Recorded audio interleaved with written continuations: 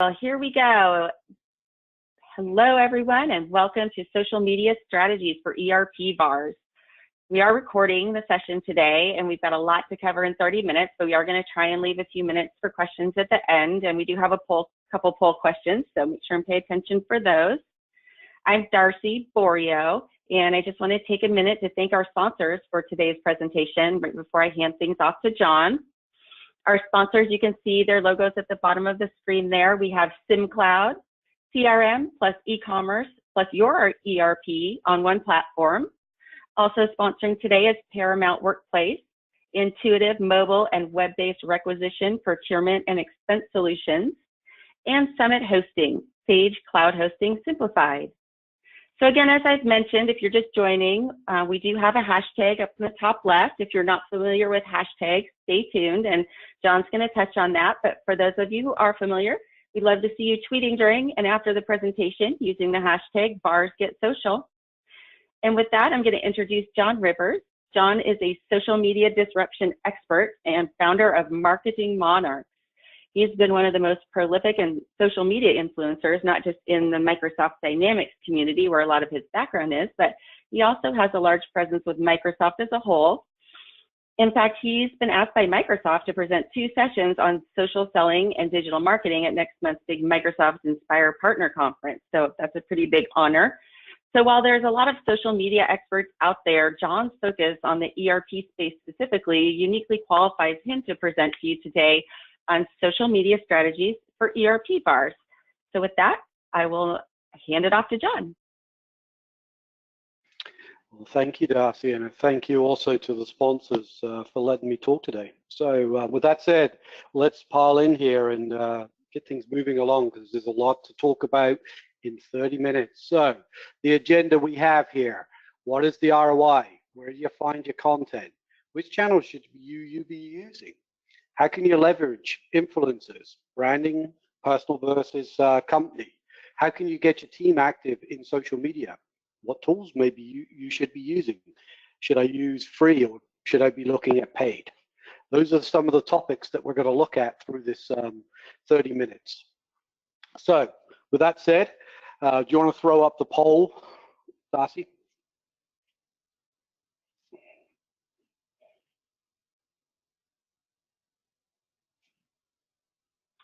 There it is. And we have everybody voting. We've got voting. We've got half of you voted. 65%. All right. I'll give it just another couple minutes. Everybody vote. Okay. Let's see now. I'm going to, how would I do this? Okay, I want to show the results, but I don't know if I'm going to do that without screwing up here. We have 95% voted, 76% of you answered yes, and 24% answered no. So there you go. All right, sounds good. Sounds good. All right, thanks for that. So with that said, let's move on. So I think the first question that I'm going to raise up there is always going to be ROI. I think the question I get, especially a lot of the times when I'm talking to clients, is how do you convince an organization that's either trying to get into social media and trying to do social media, the ROI, and convincing them on, and sometimes convincing your boss to actually get out there and actually do an ROI. I think the first thing I look at is, in today's age, is that social media is a de facto. You should be doing it as part of your digital marketing. I mean, that's not a good answer, probably in some people's cases, but if you look at all the pieces of the puzzle today, it is one of those pieces. Hopefully, most of you have a website. Social media should be another one of those checks that you have. At the end of the day, as you look at websites and things like SEO and controlling or managing that and trying to build up your presence, social media helps you build up and improve your presence out there. The other piece I look at is how do people find you? as I go back and I look at maybe the past, and I'm going to roll back many, many years, we used to go back and maybe we would look up things within maybe newspapers, or maybe we'd look up somewhere else, or maybe we'd have an old fax machine or something like that to find out about some product. Well, think about how someone is researching you. And if you look at who could be researching you, that's another thing you've got to look at. And if we look at millennials, which typically is that age group that's very social savvy, more than likely they're using social media to check you out. So if you don't show up on social media, you're not going to be on their list. So that's going to be definitely an ROI that you need to be looking at. Secondly, or third, or however way you want to put it in the numbers, others in your market are using social media to help drive their business successfully. So I've had many conversations in the past with others, and in many cases they said, well, we don't show up on the search engines. And they turn around and said, well, what are you doing out there? Well, we're doing nothing. Well, there's your answer. If you're not doing the things your competitors are doing, no wonder you're not going to show up, right? So you've got to look at these things. At the end of the day, now it's more about why aren't you doing it? It should be one of those de facto things.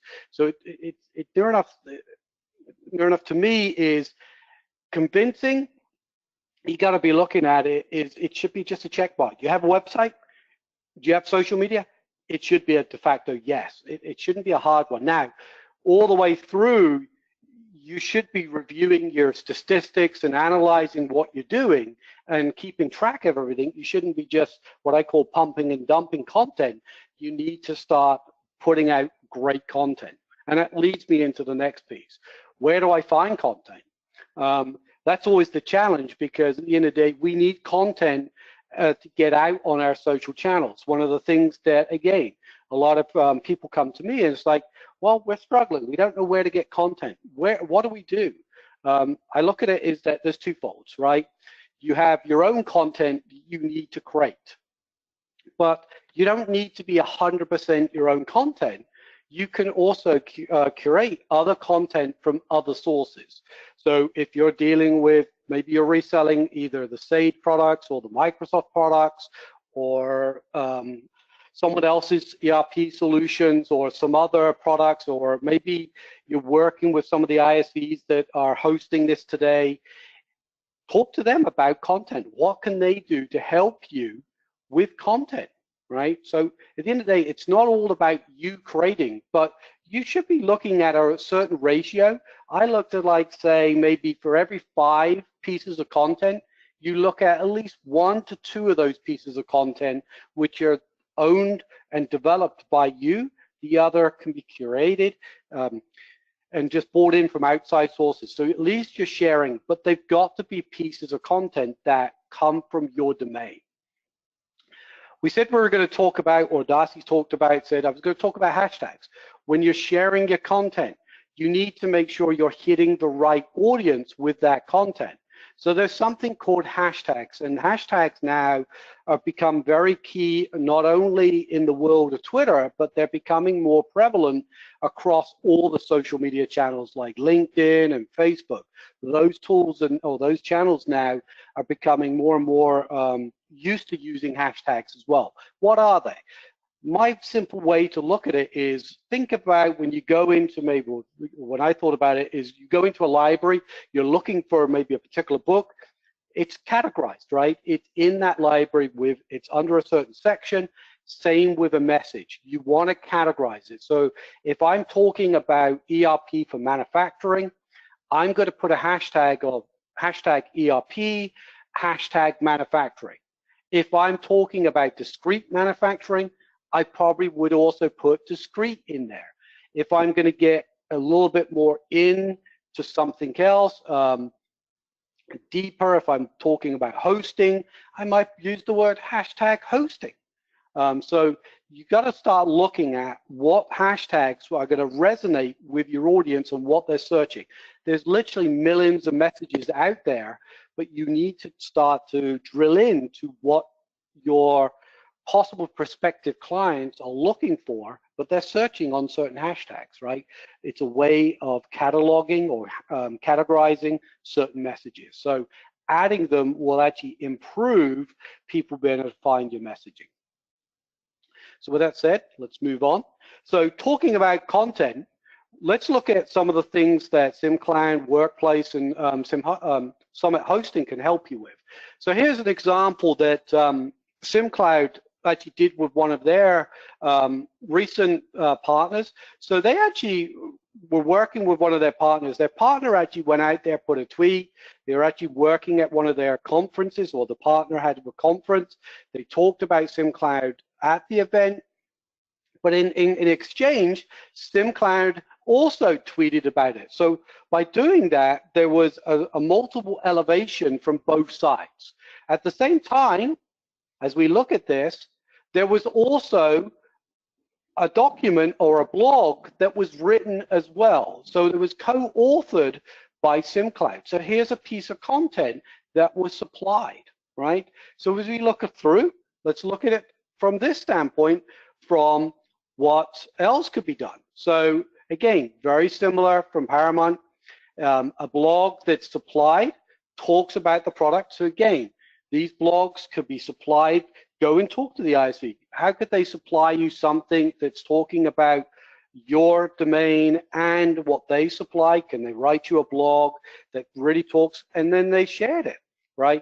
But this case, Paramount actually then shared that blog that was actually out on the partner's website. So there's a cross-pollination. So the ISV is also helping promote that blog. Even if they wrote the blog probably in the first place, they then cross-promoted it and helped get traffic to your site. What you might want to do, there are tools out there that also can help you track. So instead of putting that URL that you saw there, blog, Blytheco, et cetera, there are tools that also could track that link and start to get some intelligence as well of who's actually clicking on those links as well. I'm not going to get too much into that on this call, but there are tools out there that could do that as well. Happy to talk about. Here's another one. Dacia put out a tweet actually talking about Summit Hosting actually getting called out, and she congrats to some other partners as well, called them out as well. So again, another example of ISVs and partners working together and sharing content. So when you're looking for content, don't be scared to go to the ISV. Don't be scared to sometimes go to to Sage or Microsoft. I know both of them have content they share, but at the same time, make sure that you don't just put out the exact piece of content. You want to personalize it a little bit so that it comes across as you. So if you're using a piece of content that, say, Sage is giving you, and it's a piece of content that every other ERP vendor could use also from Sage, go and personalize it a little bit. Otherwise, everything we see on there, or on the feed, could look the same. We want to sort of like put a little bit of personalization around it as well. So with that said, before I hop on, let's throw that secondary poll up again there, Darcy.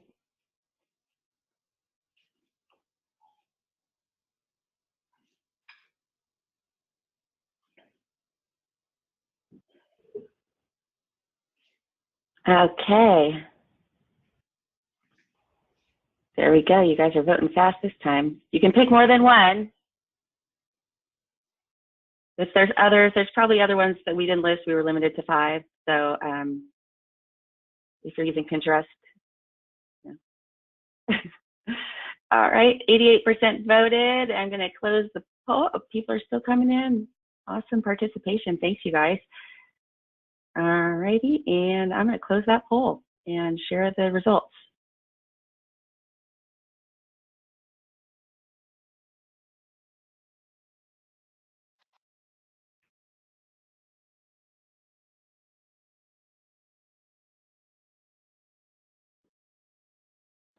Wow, okay. All right, so we see a good mix there. So as you saw that we put we listed a 5. there's many other social media channels out there that we didn't even list out there. I think when I look out there and I look at the sort of the prospects that we're probably all trying to reach, and I look at what are the top ones that I think are, or from experience, are the ones that we really should be targeting. I think at the end of the day, LinkedIn is a very strong place that we should be looking at. In most of the clients I work with, I think LinkedIn always comes out number one. Twitter is definitely beneficial. And at the same time, I think in certain cases, certain clients can Facebook, depending on the industry you're in. And if you're doing videos, I think YouTube is definitely a beneficial. And you should be looking at that. Google Plus, I've been stepping away a little bit on that in the past. I've always put that in place. If you have it, I wouldn't step away. I'd still put it out there. In the past, it was always, at the end of the day, it's always one of those things is what is Google doing from its sort of, in the way it sort of rates you. At the end of the day, the more you put out there, at the end of the day, you want that better scoring. You want to show up on those search engines. So it doesn't harm to go and put stuff out there, especially if you're using some of the tools that we're going to talk about a little bit later on. At the end of the day, you want to make it easy for yourself. You don't want to have to go into each one of these channels manually. If you're doing that, then we need to have a conversation, because then you're really taking way too much time to actually do your posting, and you need to actually start to make that a little bit more automated. But if you do it a little bit more efficiently, you can actually post to many. Pinterest and probably Instagram. Pinterest I probably wouldn't put into ours. Instagram, doesn't harm to put some pictures in there, maybe at conferences, and share them, cross-share them, maybe into Facebook or to others. I've seen many others do that, but maybe the ones I said at the beginning are probably the four focus where I would focus in. One of the big areas I really wanted to sort of focus in is what I would say is influencers. And when I look at influencers, and I look at a lot of the clients I work with, is, let's just take an example. If we look at, say, LinkedIn, and we start taking advantage of LinkedIn to drive messaging and really starting to get more out there, trying to take advantage of our networks to get our messaging out there. It's not all about just posting to maybe our company page, but it's also utilizing folks inside our organization. Let's just take an example of, say, Amy from Paramount. Let's say Amy is our expert internally that understands manufacturing for Sage Intacct, right? So she's our prime go-to in our organization. So let's elevate her. Let's start putting content under her. She has a good following. She has a good network of connections on LinkedIn. Let's start making her that domain expert, right? You start to wonder, well, hang on a minute, what's it got to do with influencers? Well, you start making her as a domain expert. She's got good connections. What we want is her connections to start reading those articles and those messages that she's starting to put out, and start to influence them across their network. If you can start imagining that they start liking, they start sharing, they start commenting, it starts to bubble up onto their network. And that's where you get that sort of the viral effect, where you start then knocking on. So just because you're not connected to someone doesn't mean that one of your connections is not going to help you get somewhere else. And you want those influencers. And the same goes to Twitter as well. You want to try to find influencers and start connecting to them. Utilize them, help find ways to bring them into leveraging, right? Again, look at the ISVs. Use them to help from a leverage standpoint. So at the end of the day, you always want to be looking for influencers in your industry. Could be that, again, we'll go back to, say, discrete manufacturing.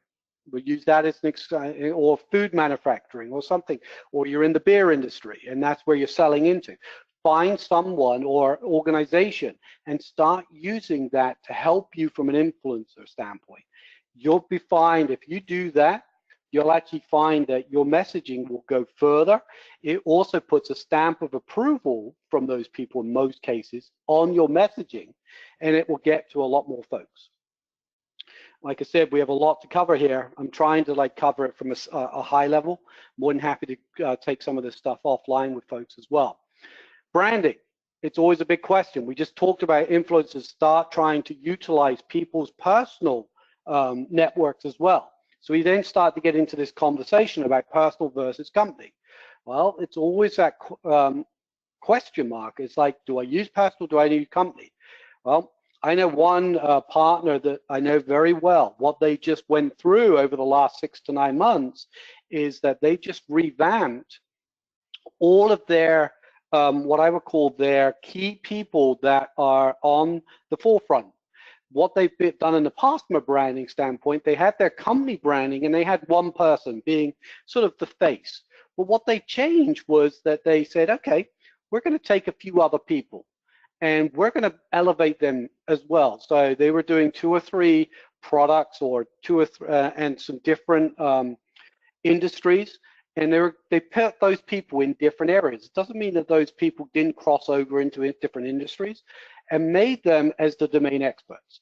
But what they also did was looked at those people's personal, say, LinkedIn profiles, and made sure they met the branding of what the company wanted as well. Now, that's always a big question. You start to get into that, well, hang on a minute, you're messing around with my personal. Is that really what I want? At the end of the day, it's always a touchy area, but at the end of the day, if someone's really bought in and they're working with the organization, they're more than likely going to want to do that if it's going to help them. So you've got to have that appropriate conversation. It's got to be done not in a forceful way, but it's got to be done in a way to help. You want to add pictures, but again, make sure those pictures are correct and not what I call party pictures. So again, making sure you start defining it correctly and showing added value, and you're talking from the company standpoint, and you're not talking as if you're trying to look for, should we say, a job, but you can find the right balance act when you start to look at from a branding standpoint. So it's very key to start looking at that, and you'll actually find, I know one of my sessions that I'm doing at Inspire, I was just working with this partner, and we were talking about, okay, did they see an increase? They have. They've seen a huge increase in web traffic by changing some of these things, by including more and more folks as being the forefront, and then starting putting in content that's focused in these buckets. Where's the content coming from? Not those people. They're not generating the content. They're actually still putting it back at the marketing. The marketing is pretty much doing a lot of the ghostwriting for those individuals, or they're getting content from elsewhere. So that gets into the next question is, how do I get my team active on social? At the end of the day is, there's a big well-known, at the end of the day is social does drive. If you start to get a little bit more from the next level, which from social media, you start to get to social selling. There's stats out there that you start to get into social selling, you start to understand about your audience, and you start to interact, that you actually become and you start to sell a lot more. I think the first thing is you need to start to get on social media, you need to start sharing, and then you start to take the baby steps. But you need to start to working to help your team, but I think you don't want to throw them under the bus and say, look, I need you on social. You need to give them the tools, and don't be a closed door when it comes to it. I think if you're an open door, you're more likely to get those people active and show results from it. And it ends up being more successful. And again, it's all around, I always say, it's that domain expertise, that influencer, all of that really starts to help. And I think that's one of the areas that we focus on at Marketing Monarchs a lot, is around domain expertise. We get into the tools, free versus paid. There's many, many tools out there to help you automate social. What I would say is find a tool or tools that you feel comfortable with, but at the end of the day is find a tool that's going to stop you from posting in each of the tools one-on-one, because that is inefficient. what you want to be doing is trying to schedule at least the majority of your messaging. So you probably want to be looking at scheduling messaging at least 2, maybe some cases a month out, but still interject some personal stuff in, or should we say ad hoc stuff in there as well, so it makes it look like you're not a robot. But look at some of these tools. There are a few things out there which are free, which you can still do. There are some out there which are paid, and you can go from like a few dollars a month all the way up to thousands. At the end of the day is you got to find a tool which you feel is right, and what do you want to get out? How much information do you want to get? The higher you go up, the more probably statistics and the analyzing of what you get back is going to give you. So for example, like a HubSpot, that's going to give you more analytics. It's going to give you more information, but can you afford it? At the end of the day, 9 out of 10 times, I would say a lot of clients I've worked with can't afford to put that in place. So we end up putting tools in that don't necessarily cost that much, but can still give them some intel that maybe HubSpot, maybe not 100%, but will give them enough intel to give a feel that, okay, is social working for them? So again, it's a balancing act of finding the right tool that works for you. But again, I would say be very careful again with your automation. You don't want to look like you're over automating, because again, you want to still have that personalization style or side of it, because otherwise people may switch off.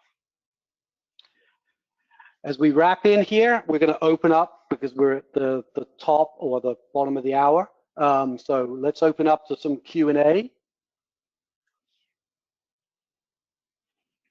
So what have we got out there, Darcy? Oh, John, you've done such a good job. Everyone is a social media expert. Maybe let's give people a minute to put in questions. But maybe, John, do you want to pull up Twitter and search the hashtag and see all the tweeting that's been going on? Yes. And we'll give people a minute to type in questions while you do that. Yeah, give me a couple. Sorry, I didn't mean to put you on the spot about that, but we've had some good tweeting going on. So kind of shows the an example of using hashtags for an event.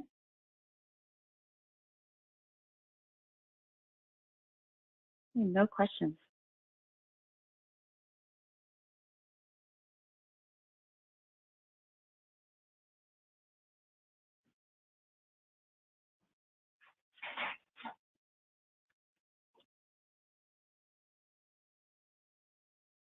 And John will also put up his contact information. And here's a question. Tell us more about marketing monarchs. Thanks, Mara. Good question. I will do that. So let me just get to this VARs Get Social. A second. All right. And let me then change the screen, and then we'll answer that question. So let's just stop sharing that. And then we just need to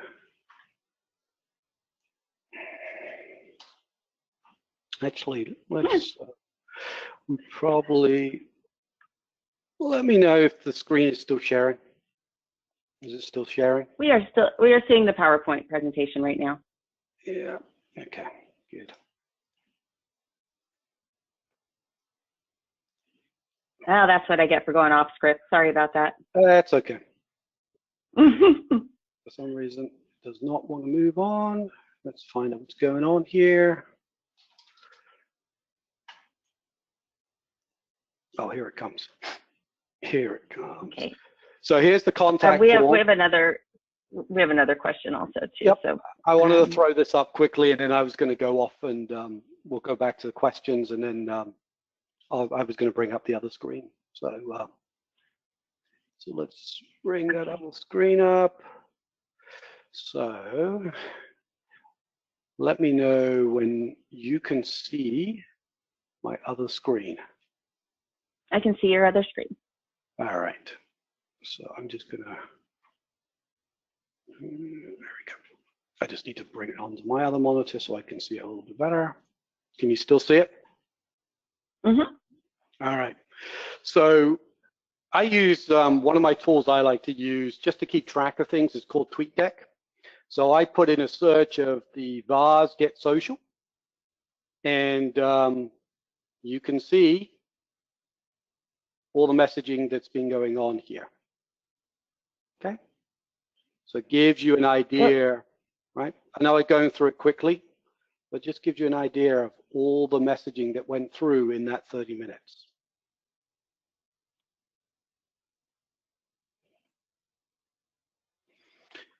So the question I think you had was tell folks a little bit more about marketing monarchs. Was that one of the questions? Yeah, and then we have and we have one more after that.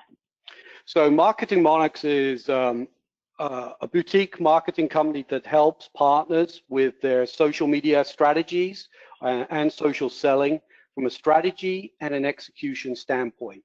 We specialize mainly with partners that are in the ERP space. With our background, that's a real good area for us, especially after spending a lot of time in the dynamic space. But we also work with Sage Intacct and Acumatic. So we work across the whole board. Now, we're not just limited to those folks, but that's where a lot of our clients are. So we actually help put together the strategies, and in some cases, or actually the majority of our clients, when we put the strategies together, we end up running their social medias for them as well.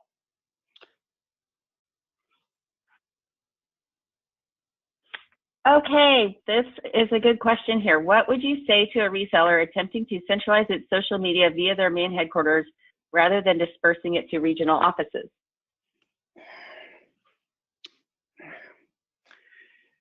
It's an open question. What would they do? It depends on what you're trying to centralize. Are you trying to centralize because you've got lots of different accounts? I think that's the question I first have. Or do you have one account? For, let's say, if we just take something like Twitter, is there lots of different Twitter accounts for different locations? If that's the case, then you could definitely use tools out there to centralize it and then just put the appropriate messages. You may want to start to look at actually having just one Twitter account, one handle that's a little bit more centralized. But then in some cases, if you've got regional content you want to put out, you still may have certain content you then put out, which is localized. If you're trying to get down and try to talk about where I was talking about individuals, that piece is going to be down to can you still take those individuals and do that from a centralized standpoint, or do you have to still do that from a localization standpoint? So I think that would be probably a deeper conversation that more than happy to hop on the phone with that person and discuss that a little bit more from a strategy standpoint.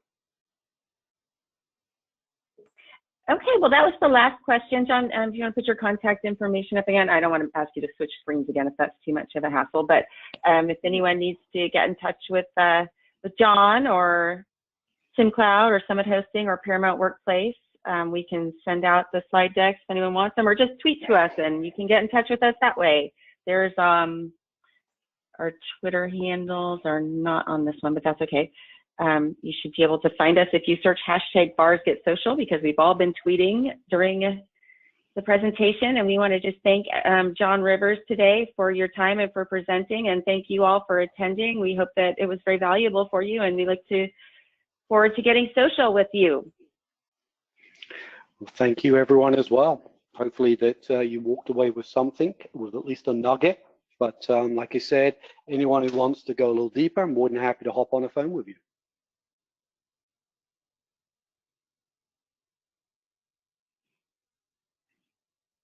All right, I'm going to end the meeting. Thanks, everyone.